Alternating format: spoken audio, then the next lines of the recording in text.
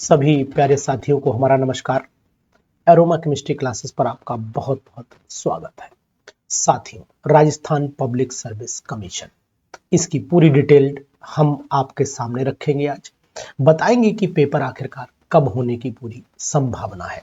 तो आज हमारे साथ बने रहिए और पूरी जानकारी लीजिए राजस्थान पब्लिक सर्विस कमीशन की कितने पेपर होंगे और पेपर कब होंगे, इसकी पूरी जानकारी हम आपको देंगे। तो पूरी वीडियो को ध्यान से देखिएगा और साथ ही साथ हम आपको ये भी बताएंगे कि आखिरकार सिलेबस होगा क्या। तो दोनों चीजों पर डिस्कशन होगी। तैयारी जम के करना है, सिलेक्शन आपको लेना ही लेना है, ऐसा मेरा मानना है।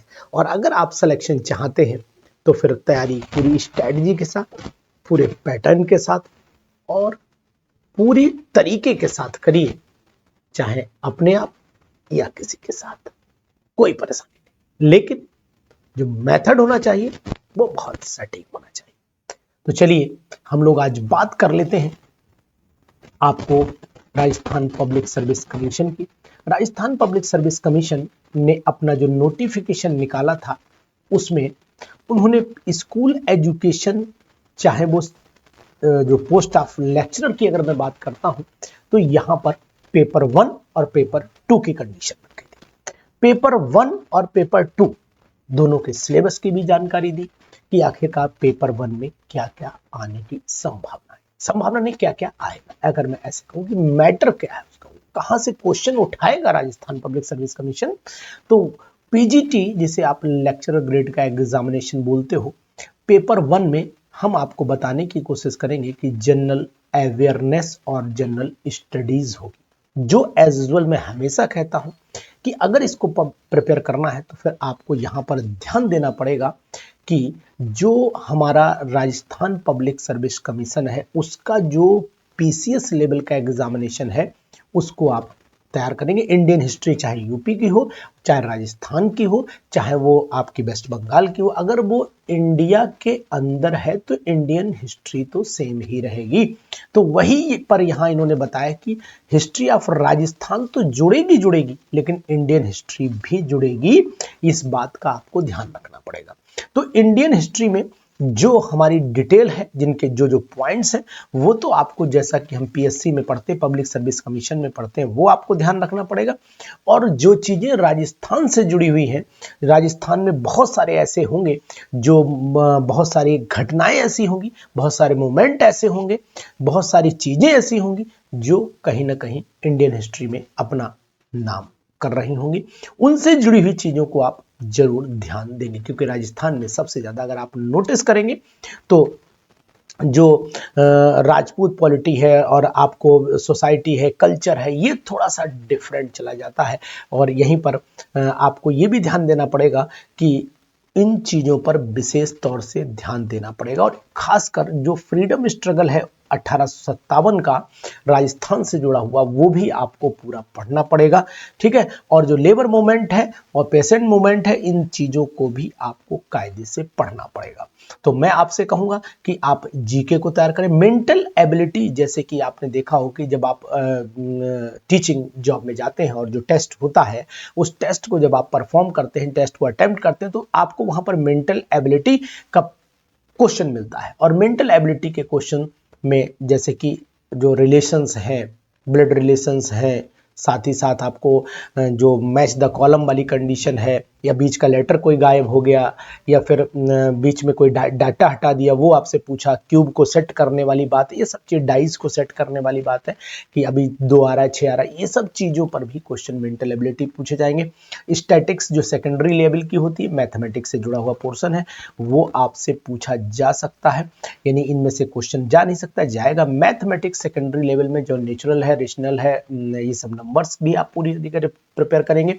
मेंसुरेशन का भी थोड़ा सा पार्ट आपको तैयार करेंगे। और अगर आप लैंग्वेज आते हैं, लैंग्वेज हिंदी और इंग्लिश, यहाँ पर सामान्य हिंदी में वही अपना सिंपल, संधि विच्छेद, उपसर्ग, प्रत्यय, ये सब चीजें आएंगी, है ना। उसके बाद वाक्य को शुद्ध अशुद्ध करना, युग्म है, अनेकार्थ शब्द है, विपरीतार्थक, विलोम शब्द है, ये सब आते ही है। अंग्रेजी के पारिभाषिक तकनीकी शब्दों की समानार्थ हिंदी शब्द कौन कौन से हो सकते हैं। और जनरल इंग्लिश में आपको ये टेंसेज हैं, वॉइस है, ये सब चीजें जो नॉर्मल जीएस में पूछी जाती हैं, वो चीजें ऑलरेडी इसके अंदर होंगी।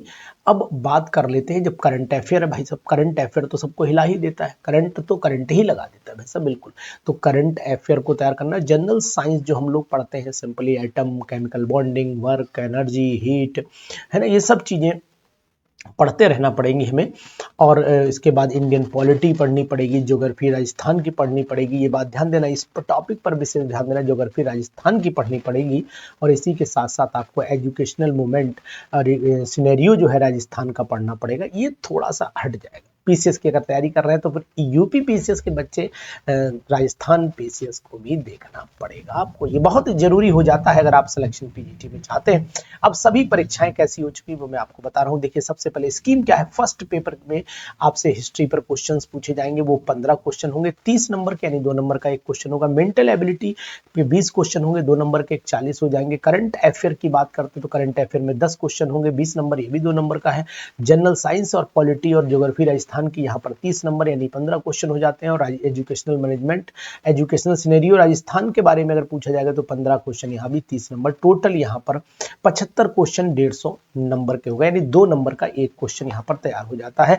हर क्वेश्चन जो होगा वो मल्टीपल चॉइस टाइप का होगा, और मल्टीपल चॉइस टाइप में यहाँ पर 1/3 यानी कि 1/3 जो है वो नेगेटिव मार्किंग होगी, इस बात का ध्यान। यानी 3 क्वेश्चन अगर आपके रॉन्ग हो गए तो एक क्वेश्चन राइट कटेगा, ये ऐसा पैटर्न माना जाता है, यानी कि सिंपल सा -3 नंबर कट जाएगा टोटल में से, और एक क्वेश्चन भी घट जाएगा, ये बहुत बड़ी बात होती है। उसके बाद जानेंगे wrong answer shall mean the incorrect answer and multiple answer, ये बात ध्यान। 3 आवर्स ड्यूरेशन होगा, जो ड्यूरेशन है वो आपका 1 आवर 30 मिनट यानी कि 1.5 घंटा। इस बात का आपको विशेष तौर से ध्यान देना पड़ेगा कि जो आपका यहाँ पर बहुत इंपॉर्टेंट पॉइंट है तीसरा, वो ड्यूरेशन पेपर का 1 घंटा 30 मिनट का मतलब 1.5 घंटा जिसे बोलते हैं 1/r होगा। 1.5 घंटा 150 नंबर 75 क्वेश्चन, यानी कि सिंपल सी बात मैं कहता हूं यहाँ पर 75 मिनट जो होते हैं, यानी कि 60 और 30 90 हो गए, 90 मिनट आपके सामने चलेंगे। और 90 मिनट का मतलब ये हो गया 90 मिनट्स की अगर मैं बात करूं तो 90 मिनट्स में अगर आपने स्पीड सही से मेंटेन नहीं की, एक क्वेश्चन पर आपको लगभग 1.25 मिनट का एवरेज लेकर के चलना पड़ेगा। फिलहाल तो 1 ही मिनट में मानता हूं, क्योंकि 75 क्वेश्चन है, टाइम भी कंज्यूम होगा, कहीं 2 मिनट जाएंगे, कभी आधा मिनट में ही हो जाएगा, कभी 1 मिनट जाएगा, तो ये 90 मिनट में आपको काम करना है। यानी कि सिंपल सी बात है, 1.5 घंटा 150 नंबर, बहुत ही बड़ी बात है। यहां पर आपको ध्यान रखना है कि राजस्थान पब्लिक सर्विस कमीशन का जो पहला पेपर है टोटली किस पर है, जीएस पर है, ठीक है ना, ये टोटली जीएस पर है। और साथ ही साथ मैं आपको अब बताने जा रहा हूं पेपर नंबर 2। पेपर नंबर 2 पर अगर हम चले आते हैं तो यहां देखिए पेपर 2, राजस्थान का पेपर 2 अगर सेकेंडरी लेवल का है तो यहां पर हमें विशेष तौर से ध्यान देनी पड़ेगी कि सीनियर सेकेंडरी स्टैंडर्ड लेवल, यहां पर एटॉमिक स्ट्रक्चर होगा, ट्रांजिशन स्टेट होगा। मैं पहले अपनी पूरी बात कह देता हूं, फिर आप सुनिएगा ध्यान से। तो जो लेक्चरर केमिस्ट्री का, खासकर हमें इसी सिलेबस की जरूरत पड़ती है, तो अगर केमिस्ट्री का है तो यहाँ पर केमिस्ट्री में एटॉमिक स्ट्रक्चर है, ट्रांजिशन स्टेट है, लेंथेनॉइड और एक्टिनॉइड है, ये बात आपको ध्यान देना पड़ेगा। लेंथेनॉइड, एक्टिनॉइड है, केमिकल काइनेटिक्स और सरफेस केमिस्ट्री है, सॉल्यूशन है, थर्मोडायनामिक्स है, एल्केन है। इसकी डिटेल स्टडी मैं आपसे बाद में बात करूंगा। अभी मेरा जो उद्देश्य है वो है पेपर की डेट तक पहुंचना और कौन कौन से पेपर होंगे इसकी जानकारी देना। एल्डिहाइड कीटोन है, कार्बोक्सिलिक एसिड है, एरोमेटिसिटी है, बायोमोलिक्यूल आपको यहाँ पर दिखाई दे रहा होगा। और बायोमोलिक्यूल के साथ साथ अब जनरल जो ग्रेजुएशन में है वो केमिकल बॉन्डिंग डाला इन्होंने, यानी कि वो सेकेंडरी लेवल का होगा। यहाँ पर ग्रेजुएशन बीएससी लेवल जिसे आप बोलते हो, और उसके बाद कोऑर्डिनेशन यहाँ पर केमिकल काइनेटिक डायनामिक्स हो गई, उसके बाद इलेक्ट्रोकेमिस्ट्री हो गई। केमिकल काइनेटिक्स डायनामिक्स एक ही बात होती है, तो इसको ध्यान देंगे आप। इसके साथ ही साथ मैं यहाँ पर कन्फॉर्मेशनल कन्फिगरेशन नेम रिएक्शन बहुत जरूरी है, और साथ ही साथ हेलो नाइट्रो एमिनो एरिन्स जितने भी हैं, मतलब एरोमेटिक कंपाउंड, इसके बाद पॉलीमर्स और ड्रग्स भी इन्होंने जोड़ा हुआ है जो बहुत ही जरूरी है। पेपर 3 में पोस्ट ग्रेजुएशन लेवल पर इन्होंने मॉलिक्यूलर ऑर्बिटल थ्योरी डाली है, ऑर्गेनोमेटेलिक कंपाउंड डाला है, सुपर हैवी एलिमेंट डाले हैं, यहाँ पर काइनेटिक्स एंड कैटालिसिस डाली है, और इलेक्ट्रोकेमिस्ट्री को यूज़ किया है। इलेक्ट्रोकेमिस्ट्री के बाद थर्मोडायनेमिक्स हो गई, सब्स्टिट्यूशन ऑफ एलिमिनेशन रिएक्शन हो गई, चाहे वो SN1, SN2, SNI E1 reaction है, अल्फा बीटा अनसैचुरेटेड एल्डिहाइड्स हैं, कीटोन्स हैं, और पेरिसाइक्लिक कंपाउंड है। ये सब पेरिसाइक्लिक तो लगभग ना के बराबर लोग पढ़ाते हैं, लेकिन मैं पढ़ाता हूँ भाई साहब। इन्वायरमेंटल पोल्यूशन और स्पेक्ट्रोस्कोपी है। अब आ जाते हैं पेपर फोर्थ में। पेपर फोर्थ क्या रखा है, ये आ गई हमारे लिए आफत। आफत क्या है कि जो हमने वहाँ GS तैयार की थी, उसी तरीके से यहाँ पर आपको टीचिंग एप्टीट्यूड की बात करें तो एजुकेशनल साइकोलॉजी है, पेडागोगी है, टीचिंग लर्निंग मटेरियल है, use of the computers and information technology है, और टीचिंग लर्निंग, यानी कि जब हम बीएड करते हैं तो बीएड वाले में ये सब पोर्शन आपके वहाँ दिखाई देते हैं। लर्निंग का है, टीचिंग का है, और आपका स्कूल इफेक्टिवनेस का है, ये सब चीज़, development of learners, teaching learning, ये सब चीज़ें भी इस परीक्षा में पूछी जाएंगी सेकेंड पेपर के अंदर। और सेकंड पेपर के अंदर जो आपके मैनेजिंग एल्डोसेंस के बारे में है वो भी आपसे पूछा जाएगा, उसी तरीके से ICT पेडागोगी के बारे में पूछा जाएगा। और यहीं पर चलते हैं, हम आपको ये भी बताएंगे कि अब यहाँ पर होगा क्या। बहुत ही सुपर ये चीज समझने वाली होगी आपके लिए, जो एग्जामिनेशन में बहुत महत्वपूर्ण होगी। यानी कि अगर आपको सेकेंडरी लेवल के देखें तो 55 क्वेश्चन होंगे, 110 नंबर के हो जाएंगे, यानी 2 नंबर का एक चलेगा। Simple knowledge of the graduation level पर भी 55, यानी 110 नंबर आपके ये भी हो जाते हैं। तो ये आपके 220 नंबर हो गए। 20 नंबर में केवल पोस्ट ग्रेजुएशन पूछा जा रहा है, यानी कहने के तात्पर्य 10 क्वेश्चन दिए जाएंगे, और साथ में जो ऊपर का पार्ट है, जो आपने पेडागोगी है, एजुकेशनल साइकोलॉजी है, ये सब चीजें मिलाकर के 30 क्वेश्चन हुए, यानी 60 नंबर है। टोटल 300 नंबर, और टाइमिंग अब यहाँ पर आपको मिल रही है 3 घंटा। तो यानी कि पहला पेपर आपको 1.5 घंटा में पूरा करना है, दूसरा पेपर आपको 3 घंटा में पूरा करना है। तैयारी आपको दोनों की करनी है, ऐसी कंडीशन नहीं है कि आपको दोनों पेपर, पहला पेपर आप क्वालिफाई करें तभी दूसरा, दोनों पेपर आपको मिलेंगे। तो अब आपकी तैयारी होनी चाहिए। अब बात है समय कितना है। मैं अगर आपकी बात करता हूं समय की, तो समय आपके पास इस समय जनवरी पूरा है, फरवरी पूरा है, मार्च पूरा है, अप्रैल पूरा है, और साथ ही साथ मई भी लगभग पूरा है। 1 2 3 4 5 ये हो गए, और दिसंबर भी इस समय आपके हाथ में है। तो अब आपके पास 6 महीने का समय एक एग्जामिनेशन को क्रैक करने के लिए बहुत होता है। अब ये मैं कैसे कह सकता हूँ 6 महीने का समय, वो मैं आपको दिखा रहा हूँ यहाँ पर। राजस्थान पब्लिक सर्विस कमीशन की मैंने वेबसाइट खोल दी है। इस वेबसाइट पर जो आप नोटिस कर पा रहे होंगे, जहाँ पर मेरा कर्सर चल रहा है, वो देखिए। स्टार्ट डेट की अगर मैं बात करूँ तो 31 मई 2026 को स्कूल लेक्चरर के पेपर है।